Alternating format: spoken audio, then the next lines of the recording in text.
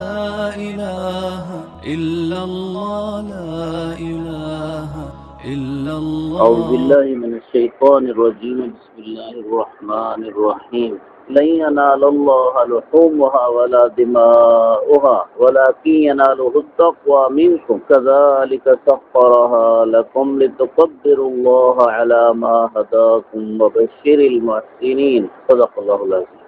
اللہ تعالیٰ تک قربانیوں کے گوشت اور خون نہیں پہنچتے، اللہ تعالیٰ تک تو تمہارا اخلاص پہنچتا ہے۔ اس طرح اللہ تعالیٰ نے ان جانوروں کو تمہارے تابع کیا تاکہ تم اللہ تعالیٰ کی بڑائی بیان کرو اس کے مطابق جو اللہ نے تمہیں سمجھایا، اور نیکی کرنے والوں کو خوشخبری سنا دو۔ اللہ تعالیٰ نے اس آیت میں قربانی کے لیے ایک شرط بیان فرمائی ہے۔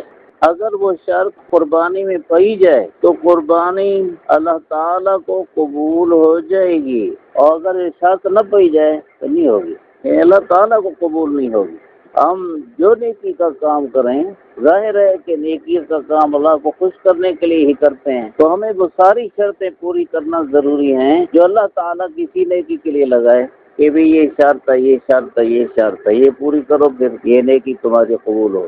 یہاں پر جس شرط کو بیان فرمایا وہ تو ایک ہے، لیکن اس کے علاوہ قرآن شریف میں نبی پاک صلی اللہ علیہ وسلم کی حدیث میں دوسری کچھ شرطیں بھی ہیں۔ یہاں کی شرط یہ ہے کہ اخلاص ہو۔ اخلاص کا معنی خالص اللہ کے لیے قربانی کرنا، اللہ کے سوا کے لیے نہ کرنا، خالص اللہ کے لیے۔ اب آپ سوچیں کہ ہم خالص اللہ کے لیے کرتے ہیں، کئی لوگوں کے ذہن میں یہ آئے گا کہ ہم اللہ کے غیر کے لیے تو نہیں کرتے۔ علماء نے مسئلہ لکھا ہے کہ جو بندہ اس نیت سے قربانی کرے کہ گوشت کھا لیں گے، اس کو ثواب نہیں ملے گا۔ اور صرف اتنی بات نہیں کہ اس کو ثواب نہیں ملے گا، اگر یہ بڑے جانور میں شریک ہے اور نیت کس کی گوشت کی، تو اس کا ثواب بھی ضائع ہوگا، باقی 6 کا ثواب بھی ضائع ہو جائے گا۔ دیکھو، ایک کی نیت سے ان 6 کا ثواب بھی ضائع ہو گیا، ایک کی بری نیت۔ اخلاص کتنا ضروری ہو گیا۔ اللہ تعالیٰ تو ایسے مہربان ہے کہ اس نے ان قربانیوں کا جو حکم دیا، عربی کتابوں میں علماء لکھتے ہیں مال پیسہ بھی اللہ تعالیٰ کا، یہ جانور بھی اللہ تعالیٰ کے دیے ہوئے، پھر اللہ تعالیٰ ان جانوروں کی قربانی کا حکم دے کے ہماری مہمانی کرتے ہیں۔ اس لیے تو حکم ہوا کہ 10 ذی الحجہ سے لے کر 13 ذی الحجہ تک ان 4 دنوں کا روزہ بھی نہیں رکھ سکتے ہو، کیونکہ تمہارا روزہ رکھنا اللہ کی مہمانی سے منہ موڑنا ہے۔ سبحان اللہ، کتنے مہربان ہے اللہ۔ اور مہربانی کا جو طریقہ شروع فرمایا، اس طریقے میں یہ نہیں کہ چلو اپنی مہمانی کر لو تو خیر، نہ کرو تو نہیں، لازمی ہے جس کے پاس پیسہ ہو لازمی ہے کہ وہ کرے، اور جو نہ کرے تو رسول اللہ صلی اللہ علیہ وسلم کی حدیث میں ہے فلا یقربن مصلانا، وہ ہماری عیدگاہ نہ آئے۔ عید نماز پڑھنے آتا ہے، قربانی والی عید نماز، اور قربانی نہیں کرتا نہ۔ اگر آج کوئی مولوی امام سے یہاں کا حکم کر دے کہ تقویٰ مسجد میں فلاں قسم کا آدمی نماز نہ پڑھنے آیا کرے، کیا کہیں گے؟ تبصرہ کریں گے۔ یہ کون فرما رہے ہیں؟ رسول اللہ صلی اللہ علیہ وسلم۔ لا یقربن، قریب بھی نہ آوے ہماری عیدگاہ کے، قریب بھی نہ، کوئی نہیں ہے۔ اور حضور صلی اللہ علیہ وسلم اس میں مدینہ طیبہ میں 10 سال آپ نے زندگی گزاری، 10 سال، اور ہر سال قربانی فرماتے تھے، یعنی 10 سال قربانی فرمائی۔ اور آپ صلی اللہ علیہ وسلم، آپ کو پتا ہو کہ مالدار نہیں تھے، آپ صلی اللہ علیہ وسلم نے فقر کو اختیار کیا اور پھر بھی قربانی کی۔ اور ایک حدیث تو آپ کو سناؤں، عجیب بات یہ ہے کہ آپ صلی اللہ علیہ وسلم اکثر 2 قربانیاں کرتے تھے، ایک نہ 2 مینڈے یعنی دمبے، دو قربانیاں کرتے تھے۔ ایک قربانی اپنی طرف سے، اور دوسری قربانی جب ذبح فرماتے تھے اللہم ھذا عمن لم یضح من امتی، اے اللہ میرا جو امتی قربانی نہیں کر سکے گا یہ اس کی طرف سے ہے۔ دیکھو امت کے لیے کتنی خیر خواہیاں فرمائیں، اور ہم حضور صلی اللہ علیہ وسلم کے دین اور سنت کے ساتھ کیا کر رہے ہیں؟ احسان فراموش ہیں۔ ماں باپ کے ساتھ نالائق ہو جاتے ہیں، جن کو دیکھ رہے ہیں کہ انہوں نے بچپن سے لے کر پیدائش سے لے کر ابھی جوانی تک اور شادی ہونے تک بھی ہمیں سنبھالا، اور پھر ہم ان کے نالائق بن کے انہیں چھوڑ دیتے ہیں۔ رسول اللہ صلی اللہ علیہ وسلم کے احسانات ہم سنتے ہیں اور معلوم بھی ہمیں ہو جاتے ہیں، اللہ تعالیٰ کے احسانات سنتے بھی ہیں، معلوم بھی ہیں، لیکن احسان فراموشی وہاں کتنی ہے، حد نہیں۔ حضور صلی اللہ علیہ وسلم نے حضرت سیدہ فاطمہ رضی اللہ عنہا کو فرمایا، فاطمہ جب تیرا قربانی کا جانور ذبح ہوا کرے تو اس کے پاس کھڑا کر، اس لیے مستحب ہے جس کی قربانی ہو رہی ہو وہ اپنی قربانی والے جانور کے ذبح کے ساتھ کھڑا ہو، اگر خود ذبح کر سکتا ہے تو وہ خود ذبح کرے اچھی طرح جانتا ہو تو، نہیں تو ذبح کروائے اچھی طرح جاننے والے سے اور خود ساتھ کھڑا ہو۔ جب اس کا پہلا قطرہ گرے گا تو زمین پر بعد میں گرے گا، اس کے گرنے سے پہلے اللہ تیرے گناہ بخش دے گا، اور اس کے جو سینگ ہوں گے، اس کا جو خون ہوگا، اس کے جو کھر ہوں گے، اس کی جو ہڈیاں ہوں گی، اللہ تعالیٰ قیامت کے دن یہ بھی لائے گا اور لا کے تیرے میزان میں رکھے گا، یہ بھی نیکیاں، یہ بھی نیک، حالانکہ یہ ردی چیزیں ہیں جو آدمی پھینک دیتے ہیں، اور پھینکنے کا ہی حکم ہے، استعمال کرنے کا حکم تو نہیں۔ جو پھینکنے کے قابل چیزیں تھیں اللہ تعالیٰ ان کو میزان میں رکھیں گے، تو خود گوشت کو جو کھایا ہم نے کیوں نہ میزان میں رکھیں گے۔ صحابہ رضی اللہ عنہ نے عرض کی یا رسول اللہ یہ آپ کے خاندان کی خصوصیت ہے یا سب کے لیے عام ہے؟ اللہ تعالیٰ حضرات صحابہ پر بے حد رحمتیں نازل فرمائے۔ انہوں نے پوچھا ہمیں علم ہو گیا۔ آپ صلی اللہ علیہ وسلم نے فرمایا یہ سارے مسلمانوں کے لیے ہے، ایک حضرت فاطمہ رضی اللہ عنہ کی خصوصیت نہیں، سارے مسلمانوں کے لیے۔ ایک حدیث پاک میں فرمایا سمنوا ضحایاکم تکون علی الصراط مطایا، انہیں موٹا کیا کرو، خوب کھلایا کرو، جب تم صراط پر پہنچو گے تمہیں عمدہ سواریاں ملیں گی، یہی سواریاں بنیں گی، یہی کا مطلب ان کی جگہ اللہ تعالیٰ سواریاں عطا فرمائے۔ پل صراط پار ہونا مشکل ہے، تو پہلی چیز جو یہاں بیان ہوئی یہ ہے کہ قربانی اخلاص سے کرو، اور اخلاص ہی کی نشانیاں ہیں کہ اللہ کی نافرمانی والا کام نہ کرو۔ اس میں کون سا؟ مثلا حرام آمدن سے قربانی کرنا نہ، حرام آمدن، اللہ تعالیٰ طیب ہے، پاکیزہ ذات ہیں، ولا يقبل الا الطیب، وہ پاکیزہ کو قبول فرماتے ہیں، اس لیے پاکیزہ مال، پاکیزہ آمدن پیش کرنی چاہیے، اس لیے حلال پیسے سے قربانی کا جانور، قربانی کا حصہ خریدے آدمی، ملاوے حلال پیسے۔ اگر حرام پیسہ ہوا تو ایک کا حرام پیسہ ساتوں کی قربانی کا ہے۔ ہم اللہ معاف کرے پرواہ نہیں کرتے، میں عرض کیا کرتا ہوں بھئی دیکھو ہماری چائے میں مکھی گر جاتی ہے تو ہم اس چائے سے کراہت کر کے پھینک دیتے ہیں، گرا دیتے ہیں، ایسا ہے یا نہیں؟ حالانکہ اس سے اتنی حرام تو نہیں ہو گئی، مکروہ ہو گئی ہے، اور حرام کو جیب میں ڈال رہے ہیں۔ کوئی جانور کسی کا خدا نخواستہ مردار ہو جائے، اپنی موت خود مر جائے، تو چاہے وہ لاکھ، سوا لاکھ یا 1.5 لاکھ یا 2 لاکھ کا ہو تو اسے پھینک آتے ہیں باہر۔ یہ کتوں، بلوں اور گیدڑ اور ان کے لیے ہے، جانوروں کے لیے، ہمارے لیے نہیں، انسانوں کے لیے نہیں، نہ کھاتے ہیں نہ کھلاتے ہیں، کیوں؟ حرام ہو گیا۔ پھر پیٹ میں حرام کیوں ڈالتے ہیں؟ حضرت مولانا حقیقت رحمہ اللہ نے بڑا پیارا ارشاد فرمایا دیکھو جب ہم ماں کے پیٹ میں تھے، اللہ تعالیٰ نے ماں کے پیٹ میں غذا پہنچائی، وہ کون سی والی غذا؟ ماں کے جسم کا خون، اور ماں کے جسم کا خون تو حرام ہے، ناپاک چیز ہے، کپڑے پہ لگ جائے تو ناپاک، جسم پہ لگ جائے تو وضو ٹوٹ گیا، جسم سے نکلا تو وضو ٹوٹ گیا، تو وہ تو ناپاک اور حرام خون ہے۔ اللہ تعالیٰ نے وہ حرام خون ہمارے منہ سے نہیں دیا، یہاں سے دیا، ناک سے، ایک نلی لگا کر ناک سے دیا ہے۔ ماں کے پیٹ میں نلی اور بچے کے پیٹ میں بھی نلی وہاں پہنچی، اس کے ساتھ غذا ملی کہ حرام منہ سے نہ جائے۔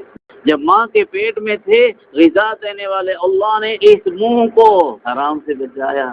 جب ہم بڑے ہو گئے بچپن میں تو ہمیں ماں باپ نے کھلایا اور ہمیں کوئی پرواہ نہیں کہ آمدن کدھر کی ہے، اور ہم مکلف بھی نہیں ہیں اس وقت کہ آمدن کیسی ہے، اس وقت ہم مکلف بھی نہیں ہیں۔ جوان ہو گئے، بیوی ہو گئی، بچے ہو گئے، اب ہم کہتے ہیں حرام کے سوا ہماری آمدن کیسے ہو سکتی ہے؟ جس اللہ نے ماں کے پیٹ میں کھلایا تھا، جس اللہ نے بچپن میں کھلایا ہے، وہ اللہ اب کیوں نہیں کھلائے گا؟ توکل کہاں گیا؟ جو توکل وہاں سبق ملا ہے بچپن سے ہی، ماں کے پیٹ سے ہی سبق ملا، تو دیکھو اللہ نے وہاں بھی حرام سے بچایا کہ منہ سے حرام نہ جائے۔ اچھا کئی بندے ہوتے ہیں وہ سودی آمدن ان کی ہوتی ہے، مسکین کی آمدن رشوت کی ہوتی ہے، اسی طرح کتنوں کی آمدن اسی طرح کی حرام طریقوں کی ہوتی ہے۔ یہ لوگ اگر قربانی کرنا چاہیں تو شریعت ان کو بھی محروم نہیں کرتی۔ بس اتنا بتاتا ہوں کہ اس کو حکم ہے کہ وہ کسی سے قرض لے لے، کسی سے قرض لے لے، صحیح ہے، جس کی آمدن جائز کی ہو اس سے قرض لے لے، وہ قرض کے پیسے اس قربانی کے جانور میں ملاوے۔ اب وہ تو حلال کے پیسے ہیں، بس اس کی قربانی حلال طریقے کی ہے، حلال آمدن سے ہو گئی۔ اب آگے میں تفصیل نہیں کرتا اس کی۔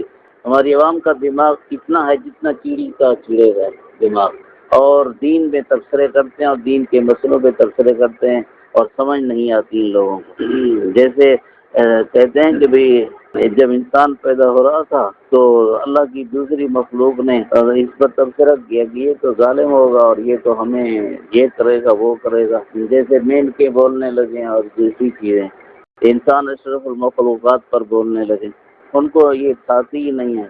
اللہ تعالیٰ نے دین بھیجا ہے ہمیں، اور وہ احکم الحاکمین ہمارے بادشاہ بھی ہیں، بادشاہ کے علاوہ علام الغیوب سارا علم ان کے پاس ہے، وہ جانتے ہیں شریعت کے مسائل کو، ہم کو تو بس سمجھا دیا۔ جیسے بادشاہ وقت جو قانون نافذ کرے تو ہمارا کام نہیں ہے یہ کیوں کیا، ایسا نہیں کرنا چاہیے تھا، ابھی تم سے رائے کس نے لی ہے، تم رائے دیتے ہو، اور اللہ تعالیٰ تو سب بادشاہوں کے بڑے بادشاہ ہیں، ہم تو اللہ تعالیٰ کے مقابلہ میں کچھ حیثیت رکھتے ہیں، کچھ بھی نہیں حیثیت رکھتے، ہماری عقل کتنی، بس جو اللہ تعالیٰ نے فرما دیا، اللہ کے حبیب صلی اللہ علیہ وسلم نے فرما دیا، وہ ہے علم کامل۔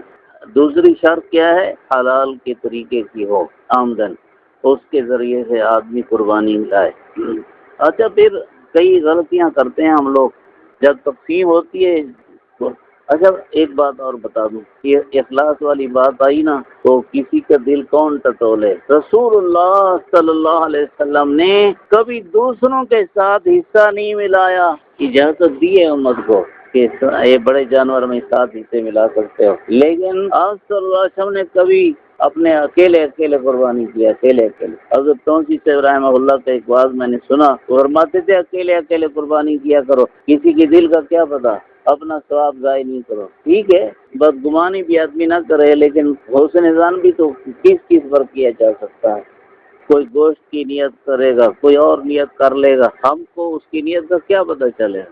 اچھا پھر یہ ہے کہ وہ جو 7 حصے ہوتے ہیں تو ان 7 حصوں میں سے گوشت تو تقسیم کر دیا جاتا ہے، لیکن سرا ہے، پائے ہیں، تو کوئی کہہ دیتا ہے جی 2 پائے مجھے دے دیں جی، دوسرا کہہ دیتا ہے 2 مجھے دے دیں جی، تیسرا کہہ دیتا ہے جی سرا مجھے دے دیں جی، یا غریبوں کو دے دیں جی۔ یہ پائے بھی اور یہ سرا بھی سارے شریکوں کا شریک ہے، حصہ ہے، اس لیے دوسروں کی رضا کے بغیر یہ کسی کو نہیں دیا جا سکتا، بیچا بھی نہیں جا سکتا، کسی کو دیا نہیں جا سکتا۔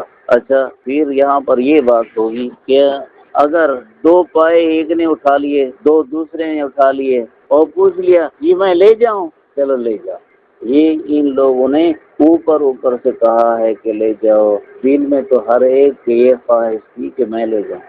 اب جب انہوں نے اوپر سے کہا ہے اور دل میں ان کی رضا نہیں ہے تو یہ لے جانا جائز نہیں ہے، اس لیے بہتر صورت یہ ہے کہ ٹکڑے کر کے ان کے بھی حصے بنا لیے جائیں، اور اگر یہ نہ کریں تو پھر اتفاق کے ساتھ یہ کریں کہ ایک طرف ایک پایا اور دوسری طرف ہڈیوں والا چلو گوشت، پھر ایک طرف پایا دوسری طرف ہڈیوں والا گوشت، یوں پایا جس کی طرف جائے دوسرے کی طرف کوئی اس کا بدل جائے، یوں تقسیم کیا جائے۔ مسئلہ امید ہے سمجھ آیا ہوگا، اندازے نہیں کیا کریں تقسیم میں۔ اچھا، اور ایسے ہی اگر خدا نہ کرے تول میں کمی بیشی ہوئی، اخیر میں کہہ دیتے ہیں جی بھائی جس کے پاس دوسرے کا حق چلا گیا ہو وہ معاف کر دیں، جی ہم نے معاف کیا، یہ ٹھیک نہیں ہے طریقہ۔ بس تولنے والا یہ منصف ہو اور بالکل برابر تولے، معاف کرانے کی ضرورت ہی نہ پڑے گا، یہ ضروری ہے۔ قربانی کا جو چمڑا ہوتا ہے وہ آپ کسائی کو نہیں دے سکتے، اجرت میں کسائی کو نہیں دے سکتے، ہاں بہتر اس کا مصرف ہے مدرسے۔ اگر آپ خود استعمال کرنا چاہتے ہیں، اس کی جوتی بناتے ہیں، کوئی ایسی چیز اور بنواتے ہیں، ٹھیک ہے آپ بنائیں، جیسے گوشت آپ کا ایسے چمڑا بھی آپ ساتھیوں کا، تو اس قسم کے مسائل کا خیال رکھا کریں۔ اچھا یہ جو 10 دن ہے نا، ان 10 دنوں میں مستحب عمل ہے چاند تو شروع ہو چکا ہے۔ مستحب عمل ہے کہ بھی ناخن نہ کاٹو اور بال نہ کاٹو، صفائی ستھرائی نہ کرو، یعنی کہ بالوں وغیرہ کی، یہ مستحب عمل ہے۔ ہمارے لوگوں نے اتنا اس کو ضروری سمجھا ہوا ہے کہ وہ اگر کوئی ایسا کر لے تو تم نے بڑا گناہ کر لیا، بڑا گناہ۔ نہیں بھائی، یہ ایسے جیسے آپ نفل پڑھیں نہ پڑھیں، نفل پڑھیں گے آپ کو ثواب ملے گا، نہیں پڑھیں گے تو آپ نے کوئی جرم تو نہیں کیا۔ اگر آپ بال نہیں کاٹیں گے، ناخن نہیں کاٹیں گے، آپ کو ثواب ملے گا، ایک مستحب کام کا ثواب ملے گا، اور کاٹیں گے تو آپ کو کوئی گناہ نہیں ہوگا۔ یہ اس لیے حکم ہوا کہ حاجی صاحبان کو پابندی کرنا ہوتی ہے ان چیزوں کی، جو نہیں کاٹتے۔ حضرت مولانا تقی عثمانی سے دعوت برکاتوں فرماتے ہیں اللہ تعالیٰ نے سب کو یہ حکم اس لیے دے دیا تاکہ حاجیوں کے ساتھ مشابہت ہو جائے، اور رحمت جو ان پر اترے گی اس کا کچھ حصہ ان مشابہت کرنے والوں پر بھی اتر جائے گا۔ ہاں، تو یہ اس لیے ہے، ورنہ لازمی نہیں ہے۔ جو فرض ہے اس کو فرض نہیں سمجھتے، جو واجب ہے اس کو واجب نہیں سمجھتے، سنت مقطع ہے اس کی پرواہ نہیں ہے، اور ایک مستحب ہے اس کی اتنی پابندی، دوسروں کو عجیب سمجھتے۔ اچھا، ایک بات میں کہا کرتا ہوں، یہ والی اخلاص والی جو بات آئی، جو بندہ نماز نہیں پڑھتا، جو بندہ رمضان شریف کے روزے کبھی نہیں رکھتا، اس بندے کو قربانی کے جانور میں حصوں میں ملانا اگرچہ جائز ہے، لیکن سوچ لیں کہ یہ مخلص ہوگا۔ مخلص کس کو دیں؟ جو اللہ کی رضا چاہتا ہو نا۔ اگر یہ اللہ کی رضا چاہتا ہے تو نماز کیوں نہیں پڑھتا ہے؟